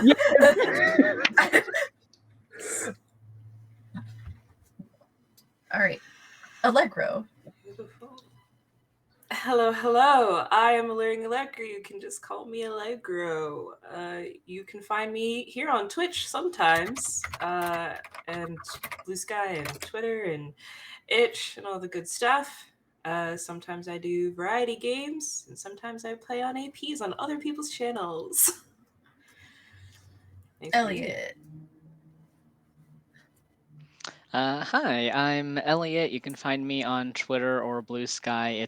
Both of them are Elliot Tabletop, and I mostly talk about tabletop gaming, and sometimes I also, talk about real life. It's sometimes the same thing. And Serenity. Hi, I'm Serenity. You can find me all over the internet as Click-Clack-Snack. I do so many things. Someone stop me. I'm typically found on Total Party Kiss every other Sunday, running Tragedy of Theologian, a Greek mythos-inspired 5e campaign. I'm also, if you want to look at Husha_Kids YouTube, I'm playing with some really great people in a One Piece 5e game called The Lurking Legends, which is rad. Typically, this month you'll find me on Hack Recklessly every Thursday, except for this week because it's Friday. So not every. I lied. So Friday and then Thursdays, and we're playing Glitter Hearts with the creator of Glitter Hearts, who is super cool. You can find me here on Mondays. And other than that, I'm taking a nap.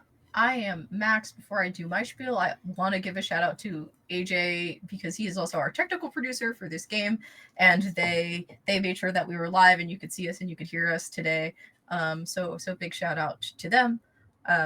I am Max. You can find me anywhere that I want you to find me on the internet at Arcane Goth, including on Itch. I have one game out right now, which is a Dimension 20 fan game. My first full-length TTRPG, The Market, is currently in playtesting. If you're interested in that, keep an eye out. I'm going to do a second wave of applications for playtesting in the coming months. Right now, that's going well. Right now, you can also find me most Thursdays on the Apochromatic Unlimited Twitch channel, where we are helping one of my other admins, Paul, make his Genshin account better. I won't be there this Thursday because I have a doctor's appointment, but most of those other Thursdays, I will be there. And I think that's all. Those are all the places that I am right now. See you guys next week for the tournament. So long. Yeah. Goodbye.